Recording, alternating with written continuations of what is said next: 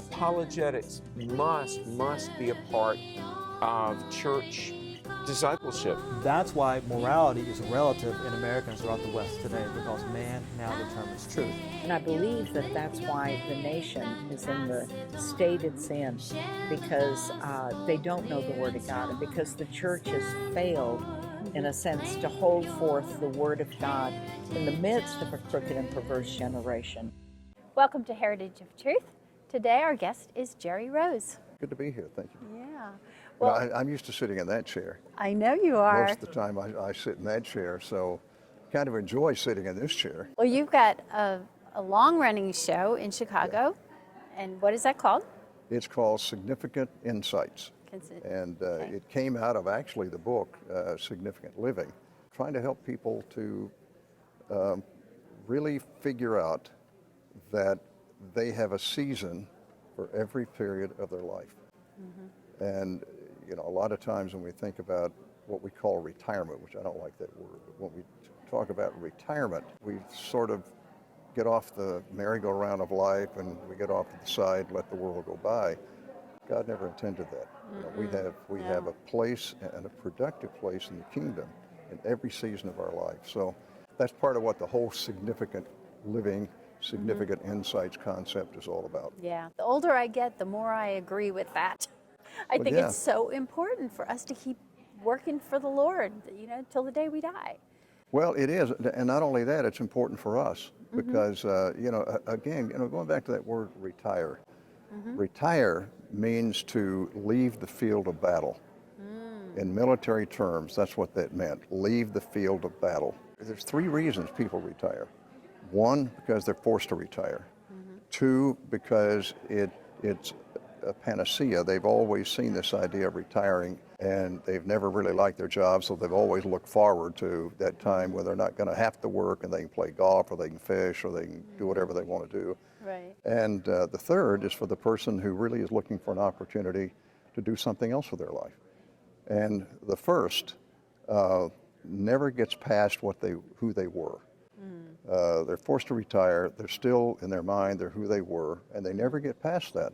And the second, after about 2 years of retirement, they're bored stiff playing golf or fishing or whatever they're doing, and they're looking for something meaningful to do with their life. And it's that third person who really finds fulfillment and a healthier attitude about life, and they generally tend to be healthier people who live longer. Yeah. And it's so important for us as we get older to be there for the younger generations, isn't it? Because we've got the wisdom of having lived through a lot of things. Well, yeah, it is. And in our book, Significant Insights, one of the things we talk about is legacy, of leaving a legacy. Shirley and I are starting that. You know, I've set my iPad up now on a tripod so that I can sit with that iPad and I can tell stories. I can just tell video stories. And I'm going to tell as many stories, all of the interesting things that have happened in my life, and all of the exciting things, all of the adventures, some of the failures, and talk about all of that. And then I want my 3 children and I want my 20 grandkids and 2 great-grandkids to be able to see that. I want the pictures of, and you know, we've been blessed. I've been part of this organization for a long time, was president for 3 years of the NRB, and as a result of that, I've had some incredible opportunities. I've met almost every president since Carter, and had opportunities to be in the White House on numerous occasions, and I never expected that, but God has allowed that to happen. And I want my grandkids to see those pictures. You know, my great-grandkids, when they're 15 or 20, to see a picture of Ronald Reagan, who by that time will be an incredibly historic figure. So the whole idea of legacy, I think, is incredibly important, of letting our grandkids and our children and our grandchildren know who we are so they can have something to identify with. And I think it's also important to record our spiritual journey too. Exactly. Especially with what's going on in our culture. Our great-grandchildren may not have the strong spiritual culture around them, the upbringing, even the church culture that they need. And Yeah, to pass on our values, our Right. principles, our Yeah. values, and to talk about how important those are. I remember when some of my grandkids, especially my grandson Eli, when he was growing up, every time we would be together, he would say, "Granddad, tell us a story.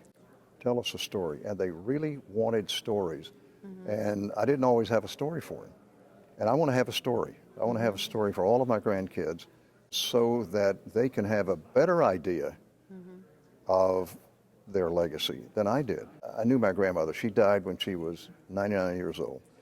And she told me a few stories. But for the most part, especially on my mother's side, I have no idea who they were, you know, what they were like. And I don't want that to happen to my kids and to my grandkids. So legacy is important. Yeah, it is. Well, I remember my dad had some dementia, and I went over to the house with one of our video cameras that we use for the show here, and I just sat them down and I said, just talk to me, tell me about your lives. And my mom and dad sat there and talked, and that is so precious now that they're both gone. Yeah. And it becomes more important even to your grandchildren and then to your great-grandkids to know where they came from and to know some of the heritage that they had. But you know, the whole idea, it's interesting because we men have an interesting ritual we go through. If I meet another man, I'm introduced to another man, it will probably take no more than 2 minutes for me to say, "What do you do?" And then unfortunately, I establish a certain value of that person by what he told me. But I don't ask him, you know, what kind of a father are you? I don't ask him, you know, what kind of a human being are you? You know, how do you treat people? What I want to know is what you do. And then when he tells me that, then we have an identity. So what happens a lot of times, a guy will retire and he spends the rest of his life talking about who he was rather than reestablishing a vision for his life and really having a meaningful life. He always is who he was or what he was. I had a banker to call me one time, and he said, "I really need to talk to you. Could we have coffee?" And I said, "Sure." So we sat down, and the first question I asked him, I said, "Well, tell me about yourself." And he said, "Well, I'm a banker." He said, "I've been very, very successful as a banker." And he said, "I've been a banker 35 years." And he said, "There's been some ethical issues with my bank, and I resigned." He said, "I'm 55 years old." He said, "I have enough money to retire, but I'm lost. I don't know what to do." And he said, "I'm just kind of floundering." And so I said, "Okay." Well, I said, "Now, tell me about yourself." He said, "Well, I'm a banker." And I said, "No, you're not a banker." He said, "Yeah, I've been a banker for 35 years. I said, "But you told me you quit the bank." I said, "Yeah, well, I did." I said, "So you're not a banker. You were a banker." And I said, "As long as that's your identity, you're stuck. You can't get any further. As long as that's your identity, then you have retired, but that's still who you are." I said, "Let me re-ask the question. Tell me what gifts and talents you have that allowed you to be a successful banker." So he went through. He said, "I'm good with finances. I'm good with people," and he, listed 3 or 4 things. I said, "Now, if you will take that and apply that, you will be free from your past. You can still be a banker if you want to, but you don't have to be because you told me you don't have to have the money.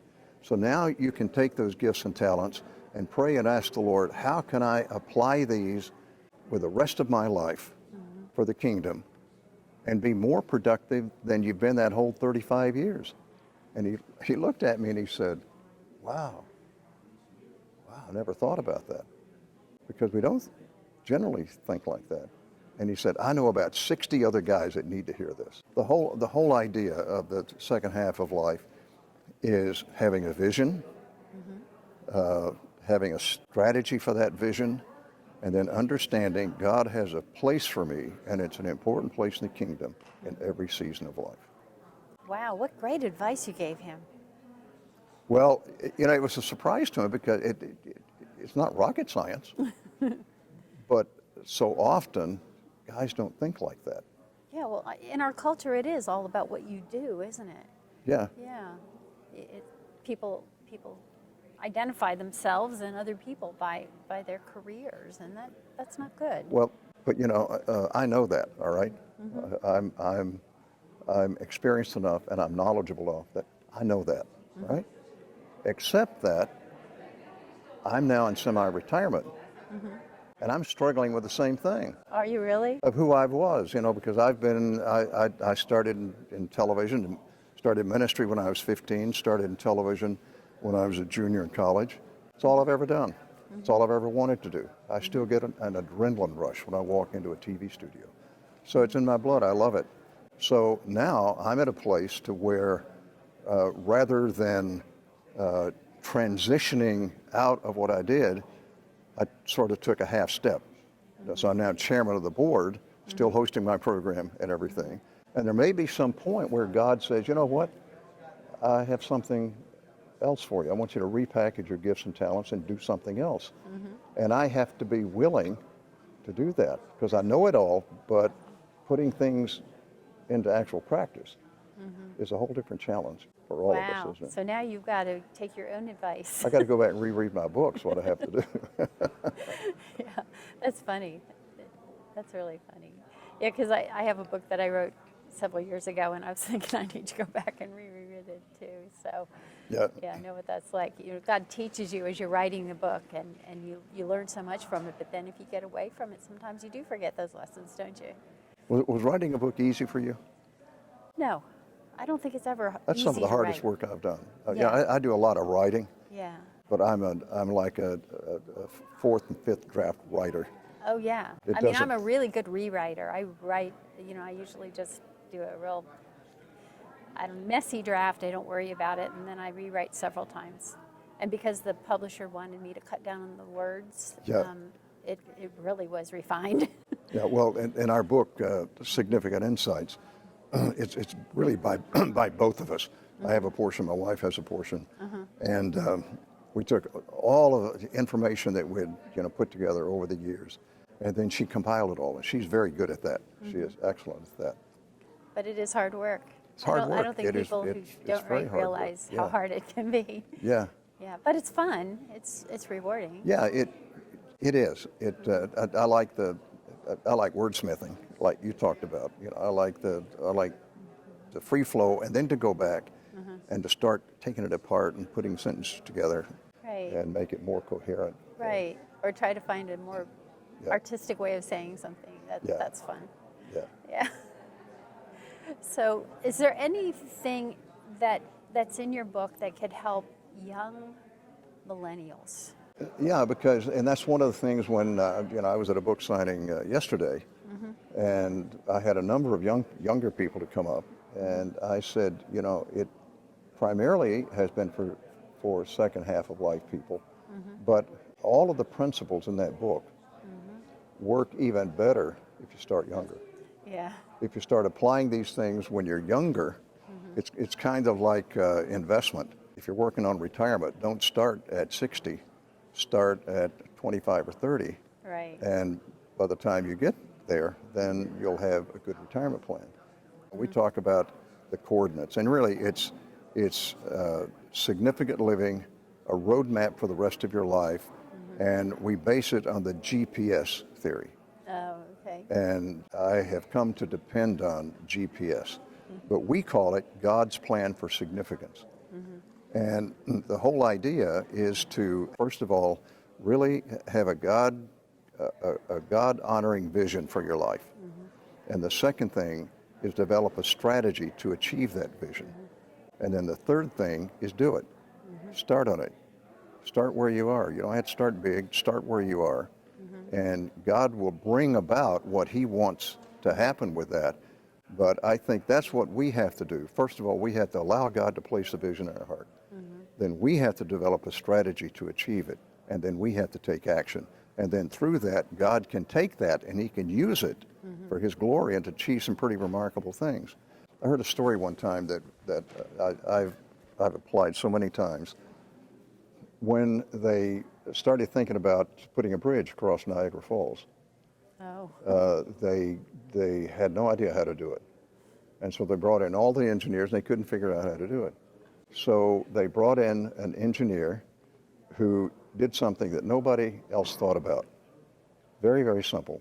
He took a kite and he flew the kite across Niagara Falls, and they brought the kite down.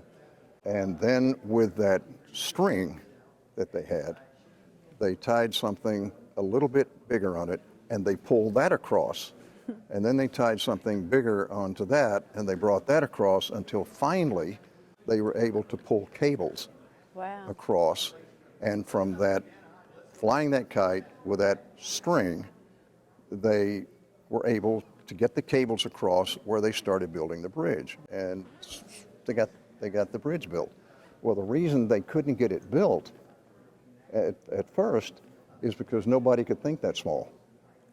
All of the engineers couldn't think that small. You know, they were trying to come up with all these technological plans and so forth. But it took somebody who could start small, small enough to get the job done. And I know people, and I'm sure you do too, that they really haven't achieved very much because they never could think small enough to get the spade in the ground and to get started. Right. So yeah, we they've don't. got to have it all right now. They got it. because- Yeah, they got to have it all. Yeah. You know, when we started TV 38 in Chicago, we didn't have any money.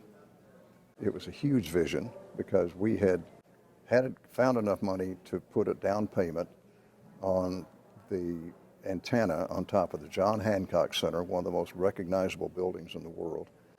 And then we had no money. We had no idea how we were going to put it together. We didn't have a mailing list. We didn't have anything. And yet we felt God was telling us to put that TV station on the air. The day we signed on the air, and there's incredible stories of how God provided, but when we put that station on the air, I didn't have a balance sheet that would allow me to get any kind of financing to borrow money for equipment. Finally, we were able to get some used equipment from RCA. But when the night we signed on the air, it was in kind of a rat hole little studio on the west side of Chicago, in the Bowery in Chicago. And it's almost embarrassing for me to say this. When I was in commercial television, I worked for ABC. I traveled with ABC Wide World of Sports. I was a producer director. You know, I had managed operations manager for a CBS affiliate. I really understood good television. I had grown up in good television. So now I have a ping pong table. Jim Baker gave us 2 cameras. On one of the cameras I had a purple suit. On the other camera I had a blue suit. I had a ping pong table, and I set up a slide projector on this ping pong table. This is Chicago, third market in the United States television. And I had a big white card, and I would shine our station ID on that card, and a camera would take a picture of it. Goodness. It was scary. I mean, and I would go home at night, and I think, this is horrible. This is terrible television. You know, what are we gonna do? And we were about, I think at that time we were about 6 or 7 hours a day, and it was just a remarkable situation. But you know what? People were getting saved. And later, you know, we built studios in downtown Chicago. We had a 45,000 square foot television facility. Later, we built a 65,000 square foot television facility. But when we started, you know, it was like the kite string. Yeah. It was just whatever it took to get on the air, let's just get it done, and then give God an opportunity to bless it. And that's what happened. So now we're 41 years deep into television. Well, you were And, talking about the 3 steps, and a lot of times people go through to number 2, and they just don't take that first step into the 3rd section of actually doing it. Yeah, pray that God will lay a vision on your heart. You know, God has a plan for you. What is it? And sort of dig out that plan and pray to trust God for that plan. And then before you start doing it, have a strategy. The strategy is not going to work 100%. You're going to, you know, I mean, you're going to run into all kinds of roadblocks, and you're going to, you know, it's going to Kind of like rewriting a book. Yeah, I mean, all of those things are going to happen. But start with a strategy, and then begin to implement it. And I know people that they're always going to do something. I met a couple of years ago with my granddaughter's boyfriend, and we were talking about what he wanted to do, and he said, well, I had potential for a college scholarship. I said, so what are you doing with it? He said, well, I'm thinking I may want to take advantage of it. I said, when? I said, what's going to happen? You're going to end up 40 years old looking back and wishing you had done stuff. And I said, let me tell you, you're dating my granddaughter. She is one of my treasures, and it's very important to me what you do with your life if you're going to spend your life with her. So, I want you to have a vision, I want you to have a strategy, and I want you to get on with it so you can take good care of my granddaughter. Good for you. Good grandpa. That's right. Well, where can people find out more about you online? They can go to tln.com. Okay. That's our ministry. They can go to tln.com, and they can watch us online. They can get a book. Again, it's called Significant Living. It's called Significant Living, a roadmap for the rest of your life. Okay. And we always recommend our books, but I really do believe that if people get into this book, it can motivate them, and it can kind of change their paradigm. You know what I'm saying? It can kind of change their paradigm, give them some ideas about how to get on with it. And one of the things we talk about is make friends, have people around you. Don't try to go it alone. Spend time with people. Get a network of people around you. Yeah, I saw a study recently that said that people who are friendless basically don't live as long as people who have friends and family around them. A good network of friends, I think, is very important. And I tend to be, and my wife tells me this, I tend to be too much of a private individual. And she tells me, you need to get out. You need to have some man friends, So I got out and I started playing golf on Monday with a group, and I played golf on Friday with a group of guys. And so it's helping me to kind of broaden myself a little bit. Right. And that's been helpful. But we need to have a network of friends around us who can believe in us, who can stand with us, who can be honest with us, and let us know, when we're going awry. That's right. Yeah, we need that accountability, don't we? Well, here's the book, Significant Living, a roadmap for the second half of your life by Jerry and Shirley Rose. Thank you so much for being our guest. Thank you, and thank you for what you do. I'm glad you guys are involved in television. Thank you. I'm always excited about it, and of course I'm prejudiced, but thank you for being involved in television. Thank you. I know whom I have believed, and am persuaded that he is able